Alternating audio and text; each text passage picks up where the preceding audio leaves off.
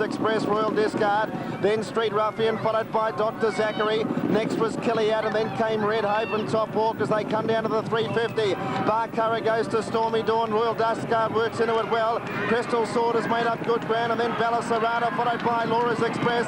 Royal Discard in front of Crystal Sword. Belisarada getting home late. Royal Discard, Barcara, Belisarada. Belisarada's the one with the run, and Belisarada will get up.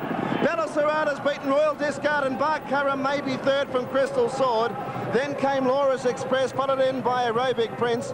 Next home Top Walk, and then Killiad, Dr. Zachary. The Gunnison followed in by Destry Girl, Street Ruffian.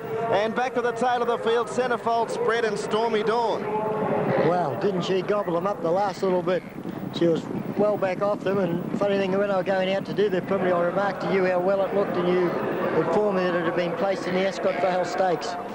Certainly had behind Brawny Spirit, so she likes the straight. $43.50 approximately for the win, and $11.10.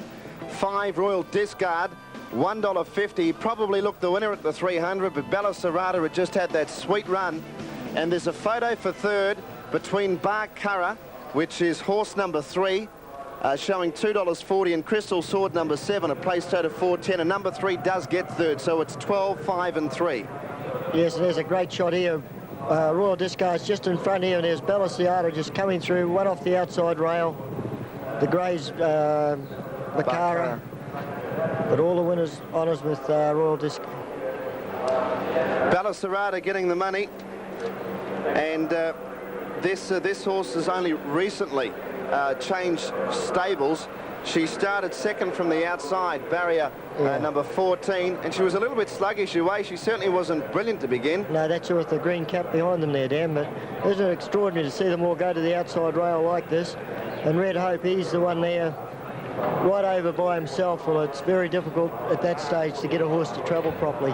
And perhaps that best part of the track, you can see about 5 horses from the outside rail in is about the best part. And certainly that's where the place getters have come down the track. 12, 5 and 3. Watch for Crystal Sword next time.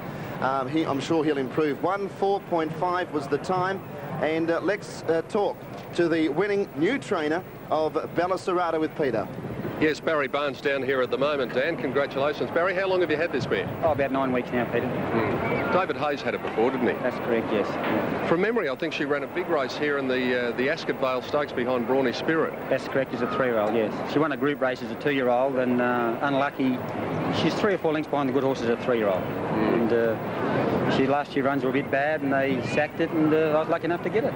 Well, I suppose your confidence must have increased then, you know, a straight race, and especially with the outside being so much faster and drawn wide, you must have been reasonably confident going into the race. Quietly confident, like a mare in open class flying, we were quietly confident. What happened to her at her last start, Barry? I see she finished 17th of 17 at Sandown, but that was a couple of months ago. Oh, I think that's why Hayes got rid of it and I got it. All right, well, congratulations. That was a terrific run. She really put herself into the race in the last 200 metres, and it was a terrific finish. Yes, look, when they all come, I said, oh, geez, better give us a run. You know, it was great. Well, she did get that run. Well done. Thank you. Barry Barnes, the winning trainer with Belisarada. And Brian Werner, his second winner for the Carnival. He's out there with Johnny Leeds. Yeah, Brian, your second winner for the Carnival, Belisarada. Good, impressive win. Good, impressive win, John. Like, you know, she's got good form. She's run second in the Ascot Vale, the Brawny Spirit, and one of Hayes' cast-offs. Well, you never say no to getting on them, do you? No, well, you don't, Brian. And just before the race, I was talking to Mal Barnes, Barry Barnes' father. He said, I hope you're interviewing Brian after the race. I said, well, I've known you for a long time, Mal. It'd be a pleasure. So here we are, and I bet Mal would be as happy as Barry, wouldn't he? Oh, I think he would be, John, without a doubt. Yeah, Brian, you think she'll go any further? I think so, Johnny. Like, I was back in the ruck, and it was just a matter of getting the run and getting to the line, which she done very well. Yeah, she did, and she beat a pretty smart horse in Royal Discard, didn't she? Oh, I think so, John, yeah. Yeah, congratulations, mate. Thanks, John. The winning jockey, Brian Werner, out there with John Letts after Belisarada's impressive win in race 7. The Hilton on the Park Sprint. The placings there, 12, 5 and 3. Fourth home was number 7, Crystal Sword. Fifth home, number 10, Laura's Express. Time, 1:04.5. Back shortly to Flemington.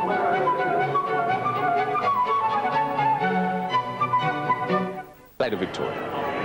Belisarada, the winning horse in race 7, $43.40 and $11.10. 5 Royal Discard paid $1.50 and 3 Barcara $2.40. The Quinella $54.20, the trifecta $928.20.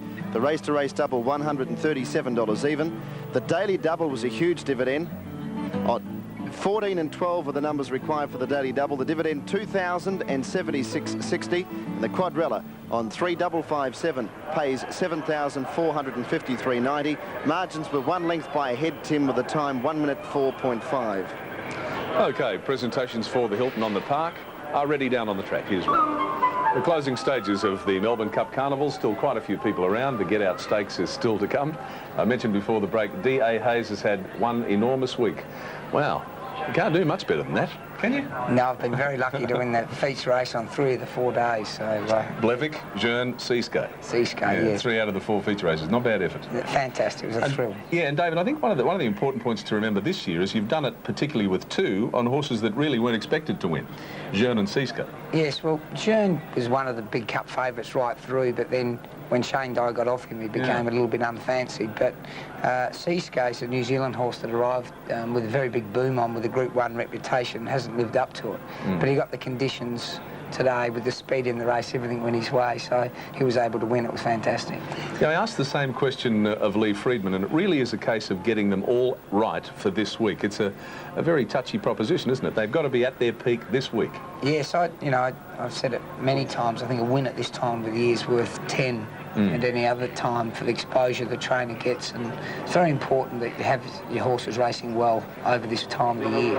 You know, for the first time ever, we've been inside the room to see these protests, and it's fascinating television, let me tell you. I think Peter Donegan's got a question he wants to ask you. Yeah, I suppose nervous times for you, David, during the protest hearing. When the jockeys come back, obviously you're watching the race from side on. Do you get their opinion of what's happened? Yes, Alfie Matthews was put on a very good performance, but it wasn't quite good enough. He's a good speaker, isn't he? Well, I think he's got a bit of a rap on himself. Now, listen, the number of times I've stood out beside you on that steeplechase in the middle of the course at about 5 o'clock in the morning over the last month or so, and it's cold, I suppose it makes it all worthwhile for you this time of the year.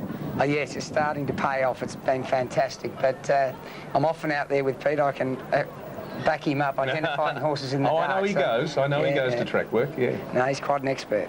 Yeah, well, there's our scene that was inside the protest room, and it just fascinated me. It's very dramatic, and as we said it during the week, a lot must depend on the case put forward by the jock, but Alfie just didn't talk well enough on that occasion. No, he didn't. It's a court, it's really like sitting in a court of law. Yes, yes, it is. For outsiders who haven't been in it. This is the situation now. Yes, now, Alfie was claiming that your horse came in on him, and I suppose he did, but they've decided that didn't make any difference. The bit that helped us was Alfie's horse did come out a little bit as well, and then close up to the line they actually touched, but it was when the race was over. It was after the line, and you can see it. Just see Alfie's horse went away. Now they come together. Yeah. In the next few hops, but unfortunately for Alf, it was after the line and on the line. Yes, and even though his legal expertise was pretty good, it just wasn't good enough. Yes, that's right. Now listen, just quickly before you go, I mean, what do you do now? Do you have a rest or what? Not particularly. No? I'll try and get a bit of a break after probably Sandown Cup. I'll turn my phone off for a few days and disappear. But it's a very Christmas time. Racing goes on and on and on, unfortunately. Of course it does, yes. And I've got a top rating going up to Hong Kong for the Invitational Cup, so I have a couple of easy days there. And with a bit of luck, Jearn might sneak into the Japan Cup field if something goes wrong with one of the others. But we've got to sit on the fence and hope for someone having bad luck. Yeah, all right. Continued success. Well done. Thank you. Winners can smile and the rest of them make their own fun. That's the way it goes. Good luck in the Get Out Stakes. Thank you, mate. Stay there for a second. David Hayes, who's had an extraordinary week. You know, of all the character and characters of horse racing, they're not confined to the track, mounting yard and betting ring. High in the stands above all else, in glass cages with only a microphone and binoculars for company, there's the race caller. Like our Danny, we might not always know his face, but his voice is very familiar. In certain cases, it's that of pretty much a family member. At least that's the way it's always been, always will be, with the voice of Melbourne racing, Bill Collins. Rosedale tackling it, headside got up on the rail. For 33 years, there were two certainties on the first Tuesday in November, that they'd run the Melbourne Cup and that Bill Collins would be there to call it. The gentleman who became known to one and all as the accurate one was almost as permanent a fixture during spring carnival time as the famed Flemington Roses. And it all began when Rising Fast won the Cup in 1954. Sometimes it seems like yesterday and other times it seems like a century away. But I'll never forget that Melbourne Cup with Rising Fast. I'll never forget his colours, you know, the blue with the black sleeves, gold armbands and cap. Kelly on coming from the clouds on the outside. Rising Fast is too far in front, however. And in the run of the post, Rising Fast going to win the Melbourne Cup by 2 lengths. A third of a century later, Bill Collins said farewell to the race that had made him a household name. Rosedale tackling it. Kensai's got up on the rails.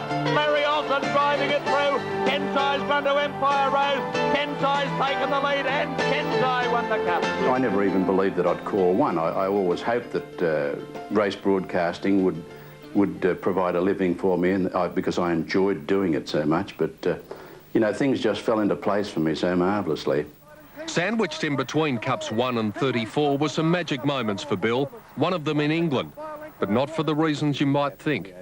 I've lay down on top of a post telephone box in the back of the press gallery at Epsom and broadcast the first 2 furlongs of a Epsom Derby off the Queen's television set. She's in the box next door. Did she mind? No, Philip gave me a few dirty looks. And Telek's taken the lead at the 300, shot a length in front of Illustrious. It was towards the end of his illustrious career behind the microphone that Bill called 2 of his finest races. Both of them won by one of the favourite horses of the modern era. In front, Bone Crusher trying hard. He's gradually making ground. Bone Crusher coming at Telek. Will the champ get up? He lunges. Yes. Oh, it might be a dead heat. Bone Crusher or a dead heat with that Telek. Nothing in it. Our Waverley Star the rails. Bone Crusher the outside. And Bone Crusher races into equine immortality. Incredibly, though, one of Bill's most remembered calls was one where he got it wrong. Kingston Town fooled him and just about everyone else before an historic third Cox Plate victory in 1982. Kingston Town can't win. Then LA Bazoo and the 3-year-old. I don't know that I would have changed anything because that horse was under the whip going out of the straight and I couldn't see how he could win. And yet the champ, Grover took the lead off. Kingston Town swaddling them. What a run. Kingston Town wins it next to Grosvenor. I learned something from that. You never say a champion can't win. You might say an ordinary horse, but not a champion. Come with me to the races. Come with me to see the Melbourne Cup. Bill Collins was much, much more than a race broadcaster, though. Through programs like World of Sport and Sunny Side Up, he was one of the most recognisable faces in Melbourne. Even if, at times, that meant getting into drag with his partner in the over-the-fence segment, Sid Hollister. Didn't you go to school? Oh, yes, but I was no good at spelling at school. Why not? Oh, well, the teacher kept changing the words all the time. Oh, yeah. He was a professional, well, not a female impersonator, but playing female parts. And mine was different. I used to whack on a dress and the size of my boobs depended on the size of the Herald on Friday night, you know. Every now and then, especially at this time of the year, Bill says the urge to call again comes back. But he's content that he retired at the right time.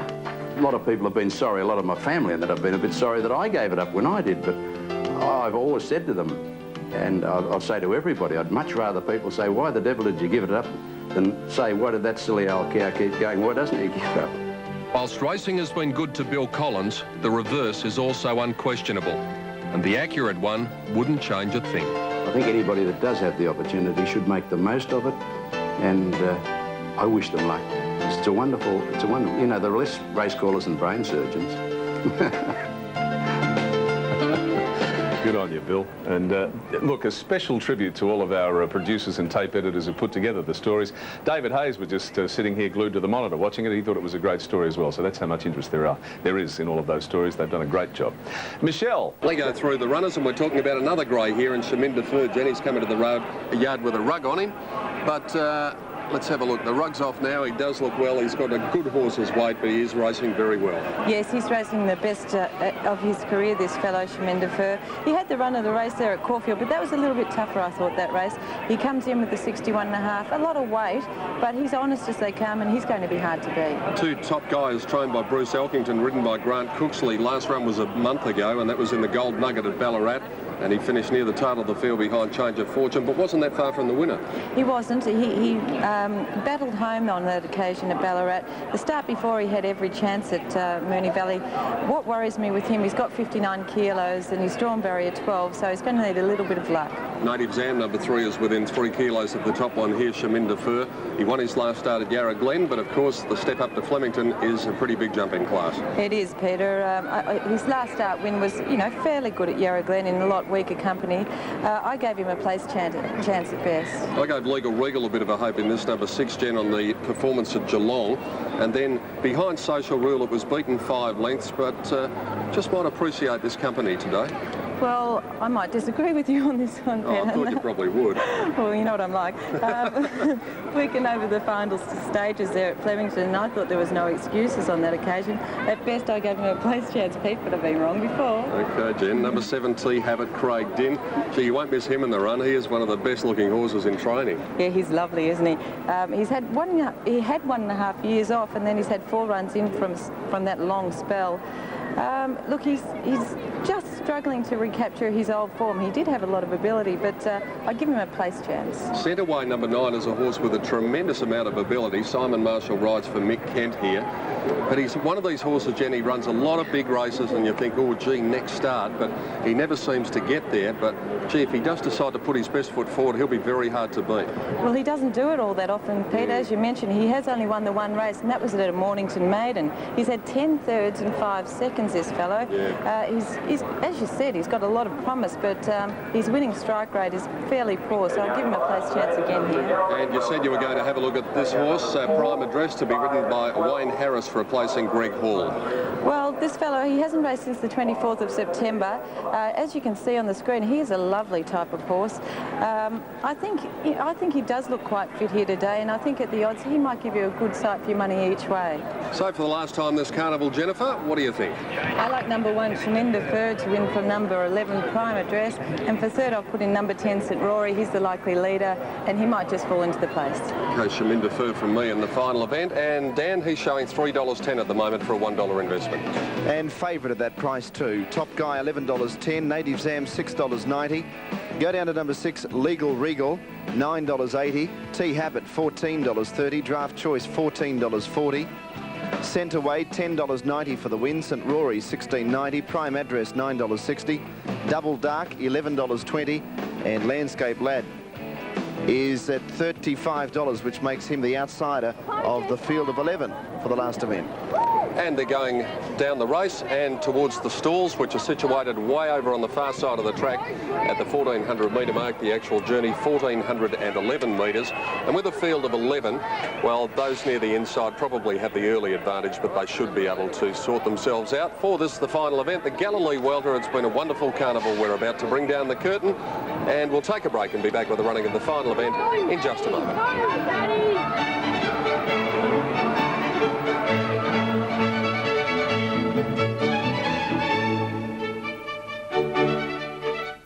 Sunday. In the final event, and Dan, he's showing $3.10 at the moment for a $1 investment.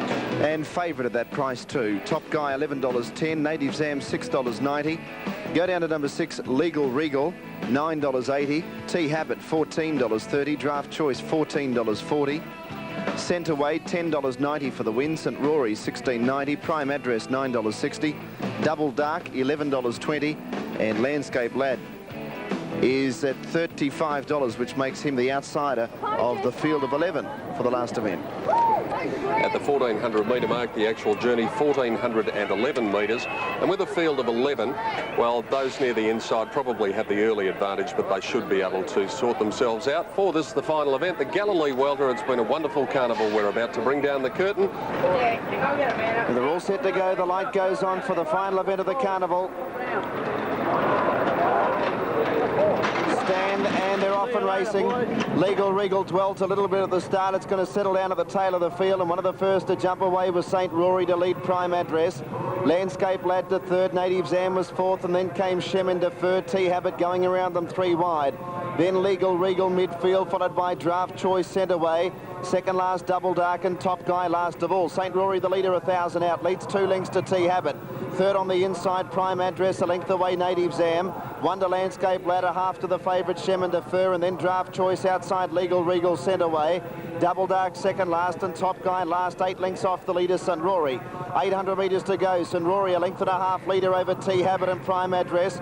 Draft Choice going up 3 wide, Shem and Defer with it. Then Native Zam, and they were followed by Legal Regal. Sent away next, Landscape Lad got shuffled back on the inside as they run to the bend, and last Top Guy. 500 metres to go. St. Rory led, Shem and Defer, T Habit. Then Prime Address, Legal Regal, Draft Choice to the outside, followed by Landscape Lad and Double Dark to the outside. St. Rory at the 400, 2 lengths clear. Shem and Defer running on from Prime Address, and then came T Habit and Double Dark down the outside. Shem and Defer goes to St. Rory. Double Dark down the outside, and they were followed by Prime Address. Shem and Defer in front. Double Dark is trying to wear it down. Shem and Defer and Double Dark. Shem and Defer in front. Double Dark getting to it though. Double Dark will win. Double Dark beat Shem and Defer, and Top Guy flew on the rails to get third. Then Prime Address followed by Centreway and Native Zam. Legal Regal, T Habit followed by St. Rory, Landscape Lad, and last was Draft Choice.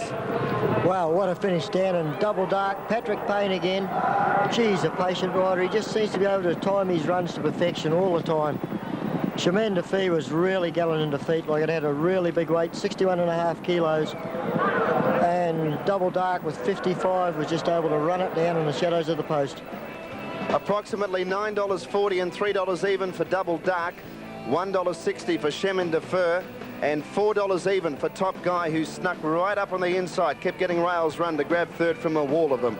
13 is the winner of the last event, and as you said, a well-timed run. It was second last, turning for home, pulled to the centre of the track, and he never gets put off Paddy Payne. He only, you know, you could see the horse had something still in reserve even at this point, where Chemin de Fer had a length lead. Yes, well, it was a great ride, and as I said, he's a beautiful balanced rider. You can watch his backside on a horse's saddle. He hardly moves. But Chemin de Fer, it was a great run. He might have just been over-racing a little bit in the middle stages of the race, but like with those big weights, boy, it's hard to win if something comes at you. Was a gallant run because he did all the chasing behind St. Rory initially to grab it at the 300-metre mark. But Double Dark and a brilliant ride, and Paddy's done that on a few occasions. Here's a great shot of Paddy Payne on the outside here. And just see that beautiful balance.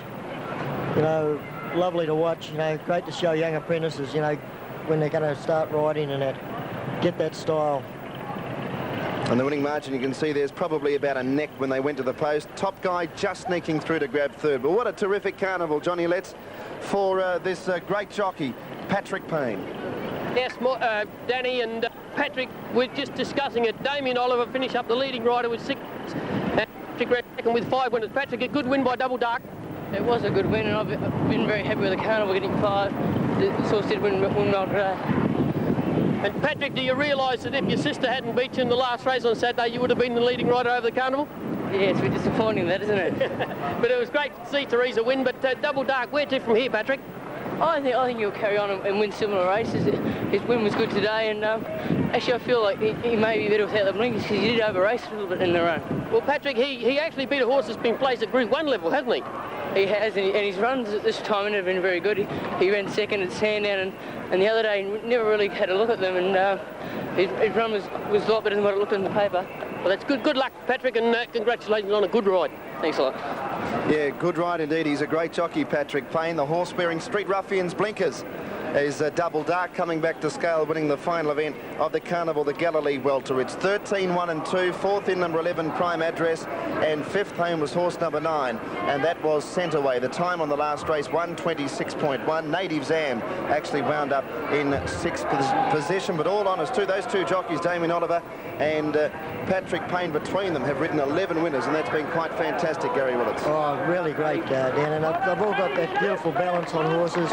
They give them every chance. The horses all settle down, and you can see the way they get home. I thought Damien's ride earlier in the day on the Remus was very well planned. He sort of sat on the horse. Other horse got alongside him and went away. But this ride of Paddy's in the last was terrific. And I've just been informed that Street Ruffian has been officially retired after his previous run in race number 7 today. Street Ruffian retired. Right, and here's a good shot of this last race. The grey is Chemin de Fee just getting to the front. The horse on the outside, Double Dark, Patrick Payne, Gold Cap and Green, getting home very well with those blinkers that, as you said, Dan, Street Ruffian often used to wear, I think. But he just times his run beautifully. And right behind the grey is Top Guy. That gets home very well to run third. It did charge home at the finish. 13, 1 and 2 as they come back to scale. Patrick Payne's 6th winner for the Carnival. Quite an outstanding achievement, or 5th winner for the Carnival, but still quite an outstanding riding feat. And 3 winners for the afternoon today. So he's certainly been the top hoop today. And they've all been at a bit of value too. And I know there are a lot of people that follow Patrick Payne. Be very happy. The Quinella dividend in the last $17.70. The race-to-race double $265.70. Okay, thank you, Dan. Yes, a terrific effort from young Paddy there, but I tell you what, there's been some great stories of the Melbourne Cup Carnival. Peter Donegan and Jenny Chapman have come up to join me from the mounting yard, and the story, of course, is the man I spoke to not 10 minutes ago, D.A. Hayes, 3 out of 4 feature races. You can't do too much better than that, can you? I think he's done very well, and I think he's enjoyed himself throughout the week for sure. He had a ball. He sat in here with me for 10 minutes watching our stories go to air on television. Yeah, he's had a hard week. You know, we talk about the big rewards and everything, but as I said, David is out here at 5 o'clock in the morning. He's standing up on that steeplechase log out in the middle and keeping an eye on the big team, so it is hard work, and you reap the rewards at this time of the year, Tim. Yes, there's Pat Lawler. We're just getting correct weight for the last event of Melbourne Cup Carnival. Weather hasn't been all that kind to us, but the VRC are happy. A lot of people still came to the races, which is, of course, a tribute to the people of Melbourne. They love their sport, they love this week, and they continue to come. And I think that's just terrific. You know, 80,000 people here on Melbourne Cup Day. It wasn't the best, and that's just a tribute. And of course, they do come from all over Australia for this carnival, Tim, and they see the best that racing has to offer in this week. Yes, and we send it out to 350 million people right around the world. Not just the people of Australia get to watch our great race. It's watched all over the place, through Asia and up through Japan and Europe, and we have a terrific week. As Pat Lawler weighs them in for the last time, he'd probably be looking for a nice place to sit down and have a cup of tea too, I would think. A lot of pressure on the stewards this week, and today's main race being decided in the stewards' room. It's an onerous job for those gentlemen. They do it very well. It's great that we can get the footage too in the stewards' room too, because a lot of people don't know what goes on, and I've had a little bit of experience myself in there. Not too much. Well, I said, you know, Pat Lawler is a lovely bloke, but he's pretty imposing when he gets in that room, isn't he? Oh, it's yes. it's like a court. It is very much like a court scene, and you do have to present yourself the best way you possibly can and present your case. Not the time to be cracking gags, I wouldn't think. It's not a funny place, is it? No. I think we're about to get correct weight, and that means Danny can give you for the final time in Victoria. Thank you, Mr. Lawler. I think he said correct weight with a bit of a cough there. So, Danny Malecki, if you would please, on the Victorian tote for $1 on the last event. Number 13, Double Dark, $9.40 and $3 even. 1 Shemin Defer, $1.60, and number 2, Top Guy, $4 even.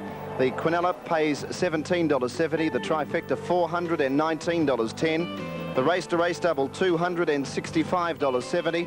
The Quad Extra, Melbourne, huge dividend, $45,645.40. The numbers were 14, 14, 12 and 13, and nobody got the straight 6.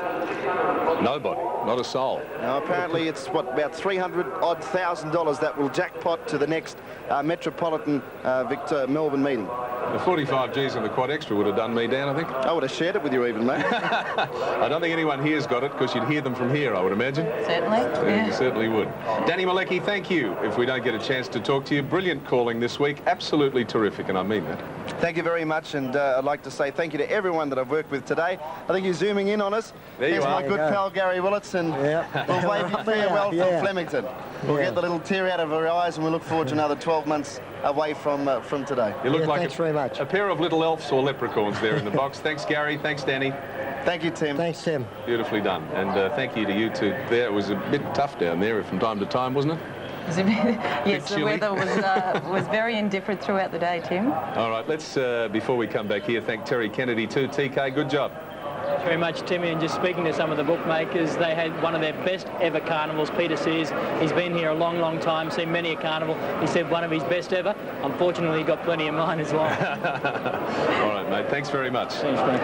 Now, you two, looking for a highlight. I mean, for me, it's the little bloke I spoke to during the afternoon. Wayne Harris has to be. Yeah, wonderful story. It really is. To come back after all that adversity. I was just thinking before, Tim, when Wayne was talking about missing the start in the Melbourne Cup, the two big races this year, the Cox Plate, Solvent missed the start, and that turned out to be beneficial for him. The same way with Jearn in the Melbourne Cup, Jen. Certainly was, and today, out of today's racing, I think we've seen a couple of good horses too, Pete. We have indeed. Doremus and that little filly, Princess Dior. Yes. Oh. Yeah. In fact, I just saw Greg Urell on the way outside a little while ago, and he's a very happy boy. I mean, he's had a good week, Mark Stad and Princess Dior, and he said he doesn't know about that filly. She could be anything. Yes. Quickly, Michelle Downs, are you still in that marquee? We can say thank you and goodbye to you. I'm here, Tim. You know, we normally sign off with champagne, but it's Kids' Day, so what the heck? I bet that doesn't stay in the hand for long. No, I'll be licking it. No, I mean it'd get replaced by a glass with some bubbles in it, I'm sure. Very quickly. Thank you, mate. Terrific to be with you again. See you next year. You too. Yeah. Okay, and Johnny Letts, I'm sure we can't get to, unfortunately. Can we? No.